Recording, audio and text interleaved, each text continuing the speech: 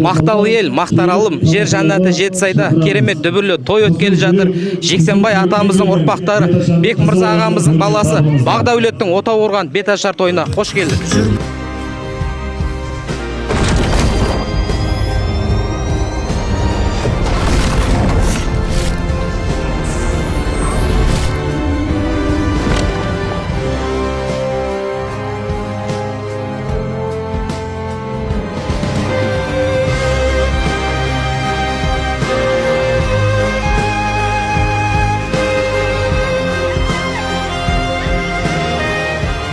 Бек Мырза ағамыздың шаңырағында беташар тойға небір қызметте жүрген ағалар, ауыл билері, аталар, байырғы палуандар, қазіргі палуандар, Жексенбай атаның көзін көрген аталар да келіп еді. Барлығы төбе көрсетті. Тойға деген дайындық қызу жүріп жатыр. Беке, қай жермен құда болып жатсыздар? Сарыағаш.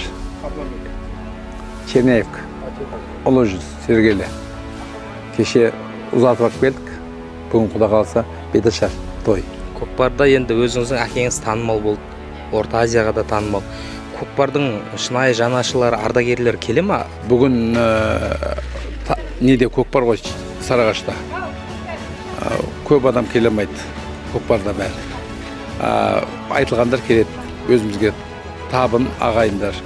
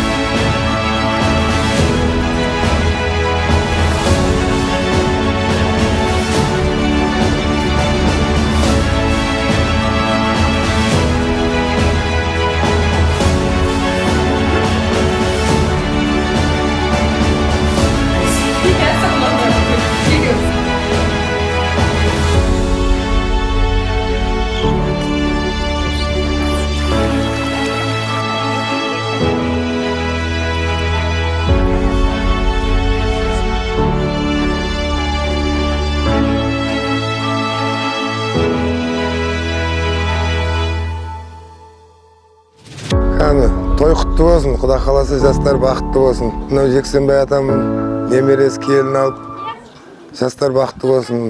Құда қаласа еліміз аман, жұрт тыныш болсын. Осындай той көп болсын. Келешек ұрпақтарымыз аман болсын. Қазақ елі әрдайым той болсын.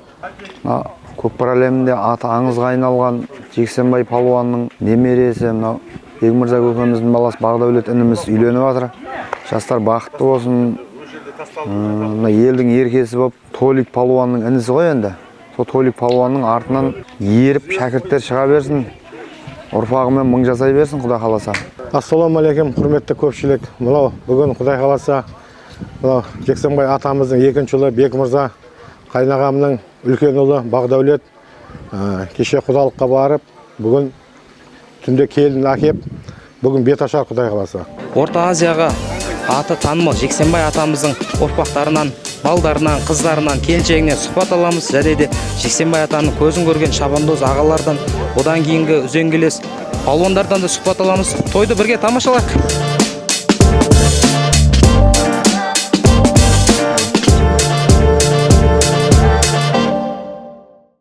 Бүгінгі мынау Бек Мырза ініміздің баласы үйленіп, кеше барып, құдалыққа барып, құда түсіп, түнде әкелдік келінді. Бүгін беташары болып жатыр, қуаныштымыз. Жастар бақытты болсын, дендері сау болып, өні өсе берсін. Бек Мырзаның үлкен әпшесі болам. Жексенбайдың ең үлкен қызы, әкеміздің аты Жексенбай. Толиктің атасы, Құда қаласа әкеміз әйгілі көкпаршы болған. Мейірімді, үлке, жұртқа абыройлы, шабандоз болған әкеміз. Ал не дейміз, бүгін ұлан асыр той әулетімізде Құдай қаласа артымнан ерген өзімнің қайныман келіннің тұңғыш ұлдары, өзімнің Бағдәулеттей балам үйленіп бір басы екеу болып қуанып жатқан жайымыз бар балдар. Құдай қаласа қуанышымыз ұзағынан болсын. Толик палуанның анасы боламын. Қарамырза енді біздің шалымыз қожайын. Тұңғышымыз Толик. Сол атасының аруағы қолдап елдің ықыласына бөленіп шауа берсін. Тақымы талмасын. Әрбір ананың айтатын арман тілегі дей ма? Орындала берсін. Жексенбай көкемнің, әкемнің 5-ші қызы боламын. Атым Ақшагүл. 6 қыз, 3 бала болған өзі. Сол 5-ші қызымын. Әкеміз өз Алталашқа белгілі шабандоз, атбегі сондай кісі болған. Әкенің жақсы болғаны баласына 40 жыл азық деп жатады ғой. 40 жыл емес, одан да көп деп айта аламын. Әкеміздің тәрбиесін алып ешқандай жаман болып атқан жоқпыз. Құдайға шүкір. Әкем әруағы бір аунап түскен шығар бүгін. Оны ізін жалғастырып келатқан Толигеніміз бар. Әрдайым қуанып жүреміз. Әкеміздің жолын жалғады деп өте қуаныштымыз. Толигіміз тек биіктерден көріне берсін, тіл көзден аман болсын. Той құтты болсын баршамызға. Ассалаумағалейкум, көпшілік. Мынау қуанып отқан жағдайымыз бар. Мынау келін түсіп, ағамыз Бең мырза, ағамыздың баласы Бағдаулет Елбай ұру несімен құда болып жатырмыз. Мына аталымыздың ұрпағын жалғастыра берсін. Еліміз аман, жұртымыз тыныш болсын, той-тойға жалғассын. Ассалаумағалейкум, баршаға бүгін Бең мырза тәтемнің үйінде той, інім Бағдаулет келін әкеп жатыр. Құда қаласа той құтты бола берсін. Ұрпақтары атам құсап, Жексенбай атам құсап, Толик ағасы құсап, палуан бола берсін. Осы үйде әрдайым той болсын. Мынау бүгінгі мерекеміз, тарихи күніміз құтты болсын. Құда қаласа мынау жаңа отау Қазақстан еліміздің бақытты жанұяларының бірі болсын. Құда қаласа осы Бағдаулет пен Лаура келініміздің жанұясы еліміздегі алдыңғы қатарлы жанұялардың бірі болсын. Құда қаласа мынау Жексенбай құдамыздың ұрпағын жалғастырып, үлкен батырлар, даналар, оқымыстылар дүниеге келе берсін.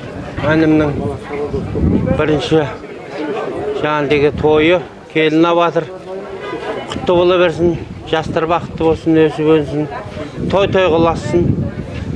Жексенбай ата жайлы ел ішінде көптеген жақсы сөздер естіп жүрміз. Аңыз болған Орта Азияда еңбек еткен, көкпардың дамуына көкпарға көп үлес қосқан. Өзбекстанда өзіміз куә болдық. Жексенбай атаның мінезі қандай еді? Үлкен кішіге бәріне бірдей еді. Жас демейтін еді, үлкен демейтін еді, бәрімен бірдей араласып. Үйімізге күнде не еді ғой, меймандар келетін еді. Ол кезде әр келген сайын мал сойыла беретін еді ол кезде. Әзір ғой сойылмайтын кез болып қалды. Онша сойылып, күтіп, меймандар Өзбекстанда көп болған жоралары, забындық, жақсылық дегендер болған. Байтөрелерде бәрі Ташкенттік төре дегенде болған. Тамырлар көп еді Өзбекстанда. Сол кеп тұратын еді, араласып тұратын еді. Атаның есте қалған көкпарлары есіңізде ма? Қандай есте қалған көкпарлар бар сіздің әлі күнге? Ол кезде көкпар 2 күндік болатын еді баяғыда. 11-12-де басталатын еді, ол кезде ерте басталатын еді. Әкеміз анау не қылатын еді ғой, ол кезде тарта беретін еді бір-бірімен. Ол кезде андай болмайтын еді. Қау бол дейді екен ол кезде. Қау болмасаң тау бол дейтін еді. Біздің әкеміздер. Тау бол дейтін еді да. Сол артындағы еңкейет мықты болса, ат мықты болса болды. Соған бұйыра береді ол. Біздің әкеміз баяғыда айтатын бұйырса да салам, бұйырмаса салам деп. Жаңағыдай дейді. Шалдар айтады екен, ой қой, Жексен үйтіп айтпа дейді екен да. Жексенбай атаның бойында қасиетті қазір балдарынан, немере, шөберелерінен кімдер де бар? 5 bala var ғой, 5 bala bir kız. Енді төлікте бар үлкенімізде.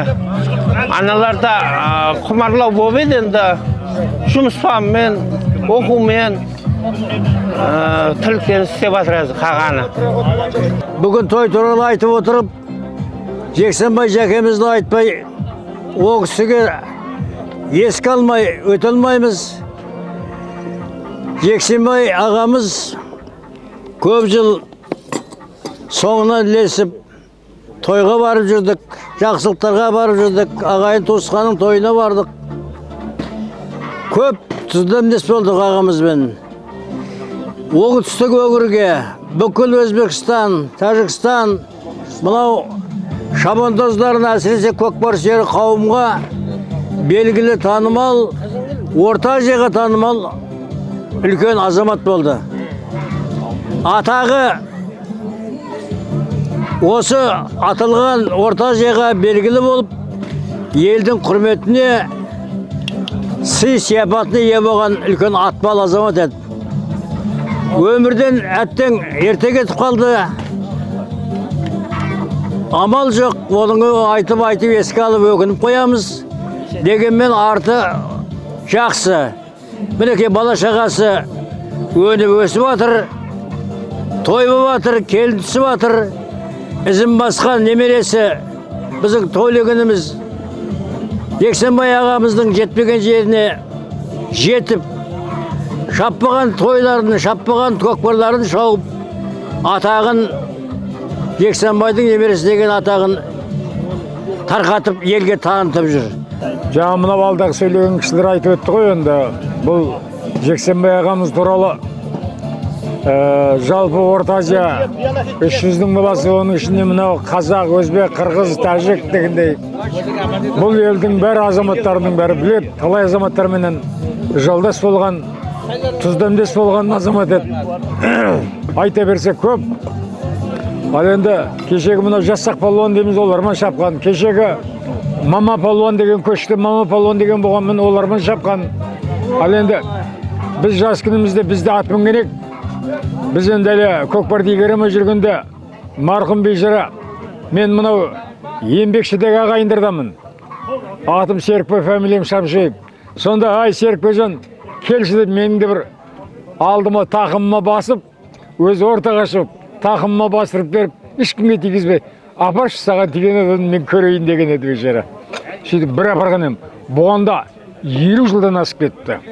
Кешегі даналар айтқан әлгі қойдан қозы туады, шөп жейтұғын, иттен күшік туады, жүн жейтұғын, еліңде шатақ істері бола қалса, ауылыңда жоқ бақсақал қой дейтұғын дегендей, мені қой дейтұғын шатақ іс болса, қой дейтұғын ақсақал болдық. Сол үшін мынау енді бүгін үлкен қуаныш, той, осы тойдың жаңағыдай бір кіріс шығысында айтып жатамыз мақтанып. Жаңағы Алатаудай батыры бар, Әселхандай ақыны бар, Жексенбайдай шабандоз тақымы бар, Дулаттай жазушы жақыны бар елдің ұрпағымыз деп жатамыз. Сол ұрпағымыз өсіп құда қаласа, келешегіміз кемел, жүзіміз жарқын болып, мінекей бүгін сол ағамыздың бір баласы ініміз, яғни келін сүріп, балаларының бір басы 2 болып жатыр. Соның қуанышына ағайын, ел, жұрт ортақ болып жатыр. Сол қуанышқа біз де ортақпыз, құда қаласа. Жексенбай ата елге көмектескен ба бір? Елге өте қайырымды болған, көмектескен жері көп. Бір азаматтарға жоқ жерінде тай берген, ат бергендерін де білеміз. Бірақ енді анау азаматтардың атын білмейміз, есте жоқ. Бірақ енді сондай бір жақсы қасиеттері болған, өте қол ашық, өзі ер көңілді, батыр. Кешегі Қабанбай батыр, Бөгенбай батырлардан кем емес десек, осы заманның. Ол кісілер кешегі 17 ғасырда болса, бұл кісі 20-21 ғасырдың батырлары еді. Енді Құдайберген деген палуандар өткен. Жарықтықтар Сайдолла деген кариялар. Міне осы кісілермен үзеңгілес шапқандағыны бұл азаматтар бір-біріне сөз бергенде, ай осы десе қоя тұр. Жексенбайдың мықтылығын айтайық десе, Жексенбай жәкем. Ой, Сайдолла, мені не қыласың? Ана Құдайбергенді айтсай, Құдайбергеннің тақымын айтсай дейді екен. Сөйтсе Құдайберген, енді Құдайбергенді мақтап кетті ғой адам. Сөйтсе, ой, жәкей. Ой, ана отыр ғой қасымызда Сейдолла. сөйдігін айту керек. Не деген керемет шақпыр. Міне осыны болып шабу керек деп айтады екен. Қараң, сондағы бұрынғы палуандар бірін-бірін көтермелеп отырған. Біз сол кісілердің көзін көргенде сол әңгімелер ескендігіміз бар деп, Алла разы болсын, не деген жақсы шабыстар. Бір тойда әркім айтады екен, тақым мықты деп жабылып жатқан көрінеді. Сөйтсе, қоймадың тұрғалы тартындаршы деп бір текені басып алып оң аяғында кеп тарт десе бір кішкентай біреу келген екен. Ой, қыз талақ, елі күле салмағың бар, менен көк пара алмақшысың ба деген екен. Сөйтсе оны тартып көрген болмаған, былай шығып, шауып та кетпейді дейді. Бір 5-10 метр кетіп қалаттаған, ой, қайсың бар ғаға келетін, кеп тартсай менен деп тартсады дейді ана кісі. Сол ортаға 5-6-10 адамды тоқтатып, тартқызып, тағымын бермей апарып тастаған кездерін көргенбіз. Міне Жәкемнің шабысы. Ал одан кейін мынау Шардырада Күзембай деген ақсақал өткен хабарларыңыз бар. Осы Күзембай Жәкем осы Құлшығаш Жексенбайдан басқа адам самай ма, жабылсой анаған деп жабылдырады екен. Бүкіл қоңыратты сөйтіп тартып аламайды. Содан бір күн арғы бетте Өзбекстанда бір көкпар болып қалаттағыны ешкім саламайды ғой. Екінші күні Жексенбайды алдырады. Жексенбай сол күні ақырын санағанда 7 салып кетеді. Бұлай келгеннен кейін Күзембай айтқан екен, ой, сорымыз бар. 2 күн шауып бір Жексенбайға арзымады қой, ақымызды әперді ғой деген екен. Қазақтың ақысын әперді ғой. Бұдан кейін тоқтадыңдар деп. Осыны ескен Жексенбай Жәкем Самарқанға барып, анау оғысын бір үлкен қараты болған, енді аттың жобасын біледі ғой енді Жәкем. Сөйтіп, барып Самарқанда 3 күн жатып, егір шаптырып, үйіне тоқтамай, не өтіп кеткен екен. Күзембайдың үйіне. Күзембайда енді бекер адамыз ғой, ана кісінің келгенін естіп, барып аттың алдынан шығарса, апарып отырса, кәдімгі өлшігеннен артық дейді ғой анау енді. Содан кейін Шардараға Жексенбай Жәкем өтсе, Күзембайдың үйіне тоқтамай өтпейді. Сырдың бері өтіне өтсе, Жексенбайдың үйіне тоқтамай Күзембай өтпеген екен. Сонда бірін-бірін сонда құрметтегендері. Міне біздің көргендеріміз осы. Құрметті көпшілік, бүгін керемет жақсылықтың есігі ашылып, Жексенбай әулетіне тағы бір келін түсіп, ақ жүрегі жарылып, елге жақсы беташар той берейін деп жатыр. Құдай қаласа, Бекмырза Сәуле беріп жатқан тойларын елді шақырып, елдің ішіндегі елмен таныстырып жатқан тойларын құтты болсын. Беташар өз деңгейінде өтсін. Мен өзім Жексенбай Шабандоздың кемпірі Шолпан анамыз. Бізде көп балалы ана, мінекей осындай жақсылықтың ішінде тілеулес болып, ақ бәтемізді шын жүрегімізбен тілеп жүрген аналардың біріміз.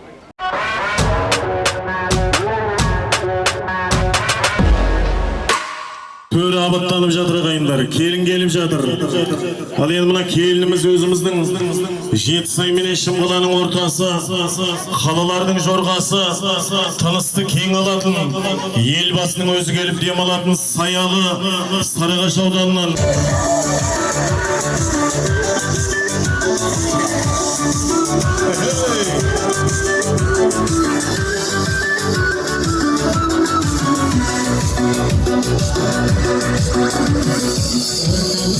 Hoş geldin buramdan beri, senin mağızda kanatlarımın, armadasın aydadı arkan yerinin, musavlikке bolar deyip kumarlı kelin, musavlikке bolar deyip kumarlı kelin, kelin keldi ağayın, kelin keldi ağayın, bugün mükün yerim, akbadadan orayın, akbadadan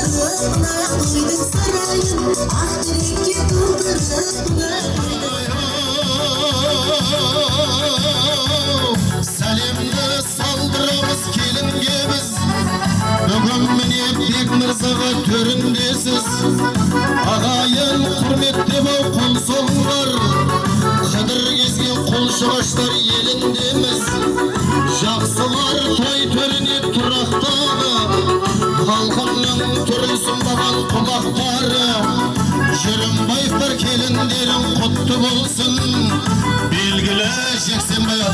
ұрпақтарың медеден осылайша үңгермейді ел жұртым шуламайды неге үндемейді ағайын жексенбайдай атамыздың кім болғанын отырғандар кім білмейді орта азияға белгілі жексенбай ата ұрпағы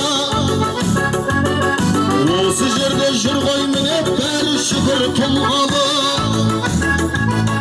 ешкім жоқ сөйлесе ал сөзім бөлген мінекей сол атамның көзін көрген төрдегі аман келді бекші атам осы кісілерге қол соғыңдар көзін көрген ал ағайын атам келін түсті салды ғой бұрынғының біздің үйге бірендай бұрымдының ақ ниетпен аттаған босағасы ағарып тұр әнекей шымылдығы ақ ниетпен аттаған босағасы ағарып тұр әнекей шымылдығы ақ бауырсақ шашу боп шашылғанда қызыл жайлы жүзіңді жасырғанда қандай ғана сезімде болдың екен ақ шымылдық алдынан ашылғанда қандай ғана сезімде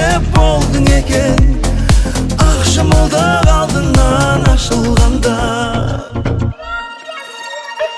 келін түсі салды ғой бұрынғының келін түсі салды ғой бұрынғының келін түсі салды ғой бұрынғының келін түсі салды ғой бұрынғының жайнап жүрсең қып-қызыл кілемдейсің масатығай құлпырып Торикайын палуаным айналайын торик жанлар еді ғой арым торик жанға толмас еді Бекмырза ағамыздың беташар тойында небір елде қызмет етіп жүрген ағалар, ауыл билері, алыс жақыннан келген қонақтар. Жексенбай жәкеміздің әулеті өсіп өніп өркендеп, мерейі бұдан да ары таса берсін.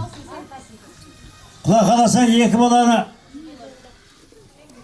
мынау келін түскенін келіннің аяғы құтты боп, өзінің ырысымен, несібесімен келген, өсіп өнген, елге қызметімен жаққан, ата-енеге қызметімен жаққан жақсы келін болсын.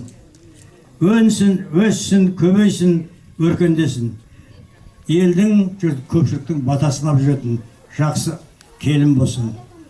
Мынау елде тыныш болып, еліміздің жетін жау баспай, ішін дау баспай, әрбір Алладан тілеген ата-ананың арманы осы Бекмырзадай келіндей орындалып, Құдайдан тілеген сүйген жерден келін алып, қуанышқа бата берсін, өсіп өнсін, балалар бақытты болсын. Амин, Аллаху акбар. Енді құрметті көпшілік қадірменді қауым, біз енді ағайын дешеміз. Бірімізден соң біріміз ала беріп, батаны бере берсек, бұл енді мынау қаншытқанмен құда біреу ортада. Біз сәл жолда жасына қарап отырып, жолына қарап сөйлейді деген, осы құдаға берейік, содан кейін барып біз жасайық. Рахмет. Ассалаумағалейкум. Мынау қуанышқа жиналған бұл жерге бөтен адам келмейді, туған туысқан құда жегаттар екен. Мынау алғашқы тойын құтты болсын айналайын. Мынау Бекмырза бұл енді құда демейміз, ініміздей болып кеткен әкеміз, білесіздер. Енді бұл әулеттің тарихын айта беруге біледі ғой бәрін бәрі. Мынау келінің құтты болсын, екі жаққа да бақытты болсын, үйіңе, отаныңа келін келе берсін, салиқалы бір жақсы ұрпақтар келе берсін. Сәуле айналайын, сәуле. Ендері сау болсын, шаршанбай, келін аяғы құт болып келсін, артынан жаңағы палуандар келін келе берсін, келе берек тойға, аман болыңыздар. Барлықтарыңыз осындай той көріңіз. Рахмет. Рахмет, іштен етпейді енді. Ештен кеш жақсы деген, әзір 80-ге келсеңіз, 90-ға келгенше талай бата бересіз, құда қаласа үйренесіз жау үшін. Құрметті көпшілік қадірменді қауым, мұны мына қалда кісілер айтып өтті ғой, енді Бек Мырза деген бұл енді бір керемет ортадағы ініміз. Ал енді ағамызды осы да айтып жеткізу қиын, бірақ ел жұрт мақтана жүреміз. Біз қашанда ұлы үлкен бір тұлғаның азаматтарымыз деп әр тойда айтамыз. Алатаудай батыры бар, Әселхандай ақыны бар, Жексенбайдай шабандоз тақымы бар, Дулаттай жазушысы бар. Ұрпақтың еліміз деп, сол мінекей мынау дәл сол ұрпақтың өкілі, сол ұрпаққа бүгін келін түстір құда қаласа, келіннің аяғынан қойшының таяғынан деген айнайын келінжан. Өмір жасыңыз ұзақ болып, дені басыңыз сау болсын. Осы елге қашанда қадамдары құт болып, елге ісімің жайылсын, перзенттерің көп болып, дәулеттерің шалықсын, елге сыйлы келін болып қосағыңмен қосағыр, жүрген ортаң әрдайым ұлан асыр той болсын. Әр келеңе осындай, алыста жатқан әулие өзіне бабамның әр уақыт жар болсын. Бүгінгі мынау жастарға берген бір тамсал болсын. Амин. Аллаху акбар. Рахмет. Рахмет. Ал қа жақсы қал. Я Құдай берсін, жан жағынан келсін, малдығысын, жандығысын, осы алаштың алдығысын, осы отанға Құда қаласа бақ берсін, дәулет берсін, ырыс берсін, еспе берсін, Құда қаласа барлығын молынан берсін. Мынау ата бабамыздың мына аруағы ырза болсын, мына көкеміздің жайы жәннатта болсын. Бүгінгі түсіп атқан келін айналайын, өзіміздің 300-дің үлкені, ұлы жүздің ұрпағы келсін айналайын. Бір елімізге қыз деген халық, мынау өзінің елін емес, барған жерін бақытты қылады деген. Біздің елімізді бақытты қылып, қосағыңмен қоса қарып, ұзақ өмір жасап, бастарың Алла бақыттан, ырыстан, несібеден кетпей, отандарыңа Алланың бар жақсылығы болсын, немере шөбірелерің, ұрпақтарың көбейе берсін. Мырза, ал айналайын бауырым, бұл енді Құда қаласа ізгі жолмен келе жатқан үлкен жол, сара жол, бұл үлкен әулет. Осы әулеттің аруақтары қолдап, қорғап, жастарға Құда қаласа денсаулық, бастарына амандық, отандарына тыныштық берсін. Айналайын жалпы халық, барлықтарыңызға той жұғысты болсын, той көріңіздер, аман болыңыздар, жақсылықта кездесу барлығымызға нәсіп етсін. Амин. Аллаху акбар. Рахмет сіздерге. Мынау төртеу түгел болса төбедей келеді дейді. Төрт бірдей абыз ақсақалымыз төрге шығарып батасын алып жатырмыз. Көп жерлерде бізге де айтып қалып жатады, ай, бата берген кісілерсің, мың-мыңнан берсең болады да деп. Бекең тұрын жақта, 5-тен кемі кем дейді. Көрдіңіз бе? Кемеңгер бұл, пейіліне қарай береді да. Міне, ата, бисмиллахир-рахманир-рахим. Міне кеңіз, Мәжит ақсақал, Амангелді ақсақал, Бекші Қажы ақсақал. Өзі бет ашар дегенде, өзі бет ашқан адаммен бата берген адамдікі айтты. Ау? Рахмет енді, мына Тамадада, бұл енді алыстан тамады іздегенше жақыннан бір жағы күйе, бір жағы құда айналайын. Енді тамады деген тегін емес, осынша 500 адам игеру деген бұл да бір қиын нәрсе. Өзі сары бала, әлі өзі айтып еді жағы. Қарадан қанша сардан жан шығады деп күнге қарап тұру деген бұл өте қиын нәрсе. Шабандоз екеу-үшеу болып шабады, ал бір өзі шапты. Сол үшін саған да рахмет айналайын. Қоясығы демеген қолыңа жақса саға тұт, жас кіші демеген ақылы аз саға тұт деп Құда қаласа тамаданың тарланы, асабаның арланы болып жүре бер Құда. Сөз мәржан дел, еліңе халқыңа қызмет жасай бер Құда. Ал енді інім айналайын, мынау енді үлкен той Құда қаласа әлі алды тағы той бар.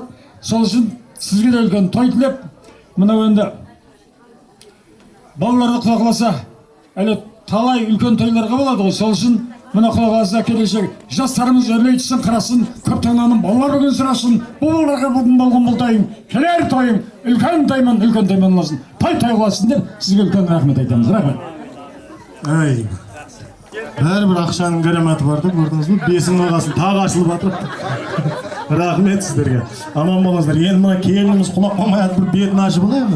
Сөйтейік, оңай емес, 1,5 сағат бет ашылды. Енді келініміздің бетін ашайық. Сәулепші, өзіңіз келесіз бе? Келіңіз енді. Мына келінді бір далаға келгенде қылмай. Аналық мейіріміңізді беріп қойыңыз, қошемет қалып. Ей бақытым деп бағалай, сен қуанып қалардай, ерекше сый жасайын тойыңда. Анашан ойлап күлші тойыңда, болмасын қайғы ойым ойыңда. Ne yaptın? Bir yaşamız bitsin, orama katamaz bitkiniz. Kelinin olmadı mı? Bir jarda seni bekliyorum. Ha, kol soğuk koyatın sizler var mı? Kelinin betini açmayacaksınız. Ne vakayın?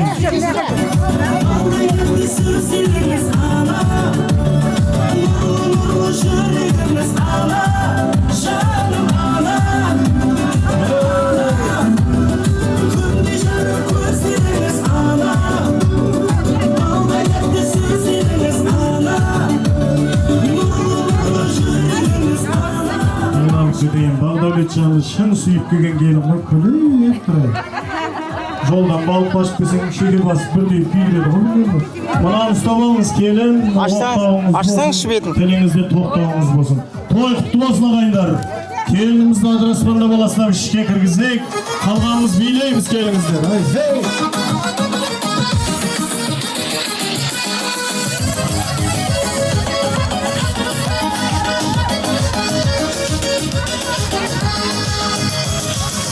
Şimdi kızıl alma, birin kanda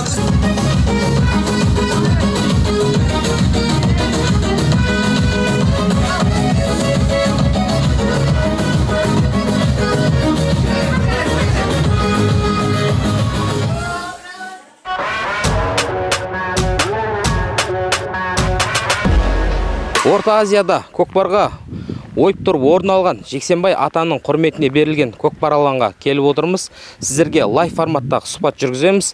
Сұхбатта Толик ағамызбен және Нұржан ағамызбен көкпар жайлы мәселелер талқылайтын боламыз.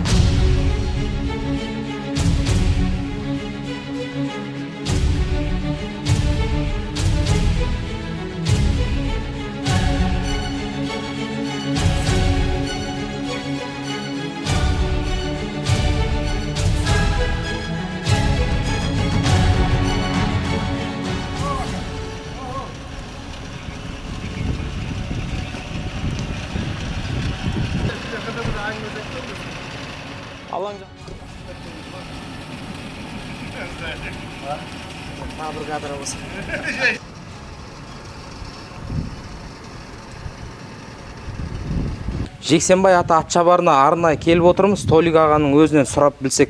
Аға, атшабар нешінші жыл салынды? Атшабар бұл 20-21-де салынды. Сыйымдылығы қанша көрермендерге, келуші аттарға? Сыйымдылығы 1000 ат. Аспаса да, өз сыйса да 1000 ат сияды ғой. Көлемі қанша гектар? Берде 20 гектардан кем емес берді. 20 гектар көлемінде жер бар берді. Аса қойын қанша болса да 20-дан кем емес. Лайв форматтағы сұхбатымызда Нұржан ағамыздан да білсек, Нұржан аға бұл жерде 400 мыңға жуық халық тұрады. Иә. Халықтар аудан деген аты болғанымен халық саны көп. Оның кейін біз жақта көкпарға жаппай қызығады. Енді бір үйлерде құр әйел заты қалады, түгел еркек кіндіктің бәрі келетін жерлер болады. Сондай үйлер бар. Соншалық құмарлығы біздің ауданда. Дұрыс сөйлеп Үйірге аптасына 2 той, 3 той. Жаңағы той басшылардың несіне қарай сол кісілер шешетін болды ғой. Той көп болады, өшірет болады бүйір. Ауданымызда қанша атшабар бар? Бізде өшерде бар, Жексенбай ата, одан мынау Сорымылда да бар. Кейін тағы да бар. Правда да бар. Қарасақал. Азаттық ауыл дейміз. Оның кейін мынау Дарияның бойында Қарасақал деген жер бар. Ол жерде де бар. Бір беті теңіз, бір беті стадион. Ауданымызда 4-5 жерде өтеді. Иә. Ең көп өтетін, бірақ Жексенбай атшабарда, иә? Иә, основной өшерде. Мынау енді бияғда жиналғанға орталық өшері. Рүстем аға, қада бәріне қолайлы жер. Рүстем аға, өзіңіз айтып қалдыңыз ғой, ең көп өтеді, көкпар өтетін жер осы жер деп. Өзіңіз жиі келіп тұрасыз ба көкпарға? Жиі келеміз ғой. Мына қайныларымыз шабады, інілеріміз шабады, балдарымыз шабады, мына інім шабады. Кеп тұрамыз осы жерге. Бұл Жетісай Мақтарал дейді ғой. Жаңа 400 мың, 500 мың халық бар берді. Берді заңды түрде осы документальный осы стадион негізі. Жаңа мына деген стадиондар ол әйтеуір кең болғаннан кейін сол жерге апарып беріп жатқан жері бар. Одан кейін Славянда жаңа Байқыр көкпар шабатын жері бар. Оны стадион Байыр көкпар стадионның аты не еді? Соны осы шартақ құрып тура осындай стадион. Ода заңды түрде өкіметтің несіне тіркелген көкмес стадион. 2 стадион бар бізде. Былай жоңышқалыққа, кең жерге, дарияның бойына көкпар беретін жер көп бізде. Исақұл Атшабар жаңағы недегі. Бір болған кезде бұл 500 мың, 400 мың халық бар. Бұл жерде бір күнде 4, 5, 6 көкпарға дейін бола береді. Мықты шабандоздар қай жерден салымы мықты болса сол жерге барады. Ауылды сол ауылда тұрғының бар, сол көкпары шабады. Осы айналып шауа береді. Бір күнде 4-5 жерде көкпарда болады сезон уақытында. Көкпар демекші, қазір Нұржан ағамыздың өзінен кейінгі тәрбиелеп отқан шәкірттері кімдер шықты, Толик ағамыздың шәкірттері кімдер шықты, өздерінен бір білсек. Нұржан аға, жасыңыз үлкен ғой енді. Айтса 10 адамның бәрі. Өзіңізден кейін шәкірт тәрбиеледіңіз ба көкпарға? Кімдер шығып жатыр? Аллаға шүкір бар, шәкірт бар. Ғалым дейміз, ең үлкен ұзын ғалым өзіме. Ауылда ұзын ғалым дейді, бірақ ғалым палуан. Бірінші шәкіртім. Одан кейін Дәулет. Шардарада. Ыбырай палуанның баласы. Дәулеттен кейін Дастан. Көрстен тәтеміміз. Дастаннан кейін кім келді? Досжан. Абылай келді. Абылай Нишанбек. Президент бәрін ерге. Абылайдан кейін Досжан келді. Досжан көбейін келмеді. Бір жылен кетті, бейілі андай болып. Тамақты бер. Осы үшерде бір қалың арпайды ақырын алдына салып, тайғақта ат жығылып қалып, сол бейілін ауыртып алған. Досжаннан кейін Баука шықты. Бауыржаннан кейін Ернар шықты. Ернардан кейін Қожбан атырмеді. Бек Сұлтан палуан. Одан кейін Айтуған мына кісінің ұлы жаңағы Әбжаппар Әлғожаның көкпарын ақырына берген Айтуған палуан болды. Дәут ойдың. Әлі енді ондай жиын болған жоқ. Кешімде Оразгелді атаның жиыны болды одан кейін. Осы екі жиын мықты болды. Әзіргі 10 жылдықта. Айтуғаннан кейін кішкентайың аты Елнұр. Аллаға шүкір ол да айтыр. Одан кейін ауылда Дәут деген інім бар. Еркетай деген біреуім бар енді. Ең кішкентайым сол Еркетайым. Az 16-та. 17-ге енді толады. Солар 10 бала. Нұржан аға, Бауыржан дегеніңіз бауыршақтың артына еңкейіп жүрген ба? Иә. Соны сіз тәрбиелегенсіз? Иә. Ернар деген жаңағы... Ернар мына жарқын тағам Қанаев Ақсақалдың атын шауып жатыр. Абылай Нишанбек Тойлықпен шауып жатыр. Аллаға шүкір шығарған балаң шығып кетсе жақсы. Дәулет шауып жатыр. Әйтеуір елдің арасына сіңісіп кеткен қуанады екенсің. Ұстаздықтың сойері жақсы екен. Балаң шығарып ауылда қап кетсе, сыртқа шығып шаппай. Ол бір ауыр тиеді екен. Болған ба ондай? Ондай да балдарым бар. Ол сәтсіздік па әлде травма ма? Ол сәтсіздік травма емес енді өксін. Табиғат солай. Табиғат. Біреулер келте болады, жуандап кетеді, ұзаққа бармайды. Келте адам жуандағаннан кейін еш нәрсеге жарамай қалады. Тез шаршайды. Келте бәрі келте. Ол табиғат солай. Оған қапа болуға болмайды. Оның жаратылысы солай. Рахмет. Көкейіңізде бір өзгеріс енгізсек деген бар ма бір ұсыныс? Көкпар мынандай болса деген сияқты. Көкпар барынша тура болса. Көкпар тура болса, тәртіпті болса, көкейдегі сұрақ сол. Онан кейін балдар... Нені өзгерткіңіз келеді, нақты айтсаңыз? Өзгерткенде көкпарды ауыр қылу керек. Көкпарды салмағын қосу керек. Мына 50 кило деген болмайды. 70-ке апару керек. Мына Өзбекстан шабады 60-70. Соқсап 60-70 тастау керек. Палуандарға травма емес па? Жоқ, ол еш. Одан ары қарай травма болуы мүмкін. Шаптық қой біз. Ешкімге травмада болған жоқ. 90-да шаптық, 80-да шаптық. Ол кезде үстінен тастатуға болатын еді. Бірақ әзір ұйымда емес. Әзір ішіне жіп салады, созылмайды көкпар. Қазір тақыммен жүруге. Ол кезде ішін байламайды, ондай түсінбейді. Көкпар созылып кетеді, үстінен тастататын еді. Аз ондай рұқсат жоқ, аз ондай емес. Енді болады. 60-70 тастатса болады. Адамдай мықты нәрсе жоқ. Адам бәріне бейім үйренеді. Ол сондай нәрсе. Адамдай мықты нәрсе жоқ. Раста. Тойшы, Толик ағамыздан сұрайық. Толик аға, дәл қазір Нұржан ағамыздың шәкірттерін сұрадық. Ол кісіде 10-нан аса шәкірттері бар екен. Нақты Бауыржан бабуршаққа еңкейіп жүрген, мен білген. Ернар қатты еңкейіп жүр ғой қазір алды болып. Сол кісі Абылайхан Нышанбек. Соларды мен есте сақтаған. Одан кейін Абылайхан Нышанбекті сізде біраз айналдырдыңыз, Сіздің шәкірттеріңіз бар ма өзіңіз тәрбиелеп шыққан? Шәкірттер бар ғой, іншектер. Шымбылат бар, Айтуғанов. Иә, мұнау Жомарт деген ағамыз болып келеді бұлда. Бұның баласы бар қазір, Нұрдәулет деген мұна Қазақстан Ерболат чемпионы. Өзің бар, Нұрдәулетті айландырған. Иә, өзіміздің көш, Төлеш атамыздың баласы. Бар, іншектер бар. Иә, Нұржан енді бәрібір көпті үйреткен да ол, көпті. Нұржан бөле. Толик аға, өзіңіз көкпарда жүргеніңіз бірінші жыл емес. Командада шаптыңыз, жаппайда да шауып жүрсіз. Әр өңірде, әр елде де қонақта болсыз. Өзіміз Байтөре бабаның көкпарында салымды болғанса куә болдық. Қойылатын сұрақ.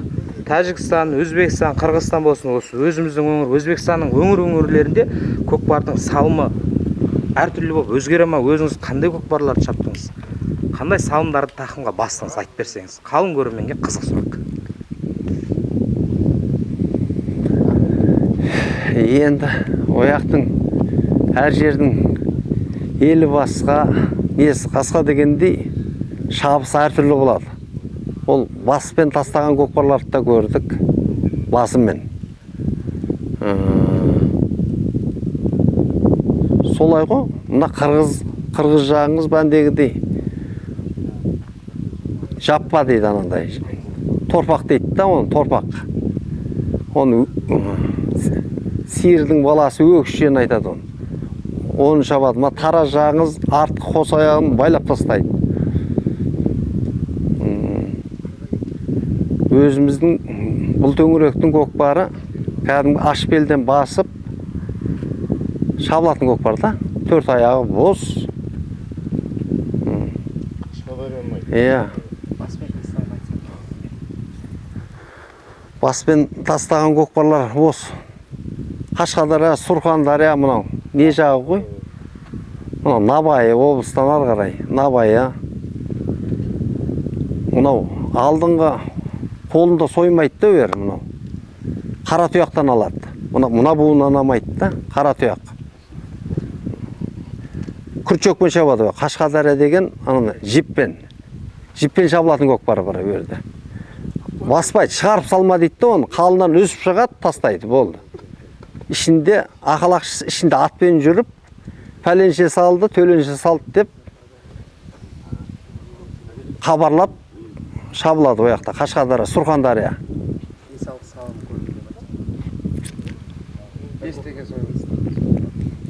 Бес көкпар шабылған жер. Мына Үргіт. Мына Самарқанның не жағы мына жоғарғы тау бетке Үргіт деген. Үйерде 4-5 көкпарды бәндегіде телешкімен артып, мына поляға, Атшабарға, ақ текеге, пәленше, қара теке, тай түйе дегендей 4 көкпар, 5 көкпар тастаған көкпарларды да көрдік. Самарқаннан мынау, Тәжікстан бет жағына, тауы, Үргіт деген несі. Солай, біздің бұл жерде бәндегіде аш белден шабылады. Көкпар. Енді жақсы әркім өзінікін қолдаса керек деп ойлаймын енді. Берді. Енді қалай енді жіппен шапқан жақсы ма, таза шапқан жақсы ма енді оны. Білмеймін ғой, ел айтады енді ол. Әркім өзінікін қолдайды деген не демін ғой. Бұны айтып отырмын ғой мен 2020 или 21 ма 21 жылдар ау келдік, не қыламыз біз, кәтсек осылай Атшабар ашамыз, осы ауылымызға жақын орталық мына жан жағымызға деп әйтеуір көпшіліктің жайы болған екен. Әйтеуір мынау спорт бөлімінде мынау көкпар несінде несі бар. Еркебұлан деген өзіміздің жолдасымыз бар, құрдас әрі. Мына Түрлібек деген жігіт бар. Ол да ат шаптырады. Бәрінде ат бар ғой, бәрінде ат бар. Қалай болады бұл? Сөйтіп жүр, бұл жердің егесін тауып, бұл да көшіп кеткен екен. Алматы жақта ма? Бұл жерді шығар, мынау документальный осы елге бола ма деген жағдайда болғанда бұл көпшіліктігі. Бұл жерде басқа ешкім адам пайдаланамайды бұл жерге. Бір егін егамайды. Құры сол ертең бізде егіншілік күздің күні біткеннен кейін қысымен көкпарда басқа қызық жоқ халыққа. Бәрі өш жерге жиналады. Бәндегідей шетелде кім анау? Футболист. Олардікі доп болса, бізде қазақ, өзбек, тәжік көкпарда атымыз. Көрмеген адамды осы көкпарда көресің, осы стадионда. Бұлай көре алмайсың, оны іздейсің, таппайсың да, жоқ. Қол тимейді. Бірақ анау айтады, Шарлиз деген палуан ағамыз бар. Қол бос қол тимейді дейді да. Бұдан бір 10 жыл, 15 жыл алдарың ғой. Қол бос қол тимейді дейді. Не бүйтіп айтады десем, солай да ел көкпар, ел асып, өзбек елі бар мынау. Одан ары Тәжікстан көрдік, бәрінің көкпарын шаптық. Тәжікте Оратөпе деген жеріне бардық. Ортөпе ма? Ортөпе деген жеріне бардық. Таулы жер екен. Енді ояқтында халық құмар да, бәндегі. Аттар дәу анандай Европада мініп алғандар. Бәрі Россия дәу ат мініп алған. Біздің өзіміздің мына көкпарға бейімді жылқымыз мына Қарабайыр да, Қарабайыр жылқысы. Шыдамды келеді, төзімді, мына қалыңға, мынау көп Европа. Ол бір-екі қалыңда бір не алса қайтып ұрмайды ол, шаппайды. Бірақ кем шығады. 100-ден біреу шаба ма, 10-дан біреу шаба ма. Бірақ шапса осып шабады одан да. Одан да осып шабады. Бүйірдің жылқысы Қарабайыр. Бәндегідей. Сол бұл стадионымыз, атшабарымыз солай болған. Тарихы Еркебұлан деген жолдасымыз сол себепкер әйтеуір документ туралап. Бүйірдің өзім келгем, жыңғыл басып жатыр, бір трактор келген анау, қазатын. Анаған айттым тракториске, бас деді, мен басқа амал жоқ. Жыңғылын бәрін тазалап, тамырымен. Мынанында мына шартақтың тұрған себебі де бұл астың фундаменті мынау ағайынымыз бір жеңіс деген ағамыз бар, сол берген мынау плиталарында. Солай мен әйтеуір анадан КамАЗ, анау трактор беріп жүр, кран әйтеуір тұрды. Көкпарда алды арты деп бөлінеді. Әр палуанның өзіндік тактикасы бар. Біреу алдын қатты айналдырады, біреуі кран дейді, қатты еңкейіп алады. Сол сияқты қалың көрермендердің арасында сізді керменің палуан деп айтады. Толик кермен палуан дейді. Мықты кез келгенін алып кетеді дейді. Мына көрермендерден де естіп жатырмыз ғой. Мықты көкпарларда мықты палуандардан да алып кетіп жатыр екенсіз. Сол жайлы айтып берсеңіз, қандай палуандардан қай жерден тарттыңыз, қызықтары бар ма? Кермеге қалай келдіңіз? Жоқ, ол жерде мен әкетпеймін ғой. Ол жерде ат әкетеді, ат. Ат әкетеді. Ат жақсы ат мінсең, бая шалдара аталарымыз айтатын еді, атам. Біреулер айтатын еді, саған бұлай үйретті ма, бүйтіп тарт деп үйретті ма дейтін еді. Жұртты айтады енді, саған қалай шал үйреткен ба деп. Маған шал ештеңке үйретпеген, маған тек аяғы бүтін жақсы ат мін деген деймін да. Жақсы атқа мінсең әйтеуір. Анау не дейді, анау жеткізеді, мұратқа дейм ма, не дейді, анау мәреңе, дәлдеген көзіңе. Енді алдым, бұлай алдым деп оны енді керек жоқ деймін да, енді ол ол болған нәрсе болады ғой, ол әр нәрсе уақытысында өтеді кетеді, кейін әңгіме болады да, ол нәрсе өтіп кетті деймін да, мен айтам жұртқа. Ол көкпар. Ол аған нәрсені, мысалы үшін күйдірмей апарған адам ол мәреге жеткізген. Яғни ол тартып алып көп жеткізбейді оны мәреге. Түсіріп алады емесе бір нәрсе қылады оны. Солай да енді ол көкпар деген айтады ғой бір жын дей ма, жын деп айтамай, жындамай, атқа мінген қишу ғой, сенен болды, мені боқтасып, қырылысып, бұл біреуінің аты секіріп, сондай көкпар. Айта берсең, шалдар айтатын еді ғой, жыры бітпейді деп, жыры. Со айтпақ, жыры бітпейді ол көкпардың, ол тарихы көп. Бұны не болғанда көкпарды мен ойлаймын, бұны барынша туралыққа тарту керек. Тура жеткізді ма адам болды болу керек та ол. Біреулер бәндегідей болып жатады да, қарабыз. Адамына қарайды, біреудікі анау зор болып жетпей қалса да болып кетеді да, анау сәл пәстікі болмай қалып отқан жағдайлар да болып жатыр да бір жерлерде. Олай болмау керек, барынша кім зор, ат зор ма, ат зор, палуан зор салу керек болды. Қайту керек.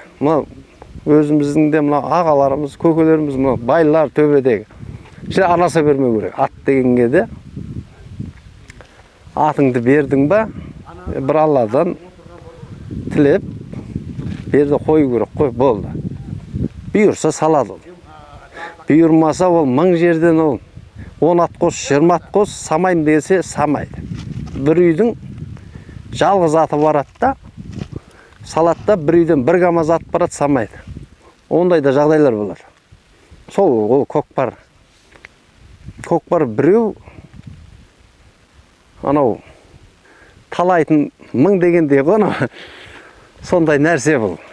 Бірде былай болып қуанып қайтасың, бірде сәл қапа болып қайтасың айтыр. Сенен бол, біреулер менен бол деп көріп жатады енді. Ол барынша оларды айтам. Сәл өзіңден де көру керек адам, сәл бірінші өзіңнен ізде дейді ғой, нені. Болмаса кейін көр ол. Бірінші көп іздемейді өзі. Анау болмағанда салар ем, анау битпегенде битер ем, бола береді ғой, сондай жағдай. Сен айналдырмадың, мен не кимедім, бұлай істедің дейді. Көп палуандар жеткізбей жатады. Көкпарларда байқаймыз ғой енді. Ана жерге, мынау мәреден, ана мәреге барам дейінше 3 рет түсіріп алады.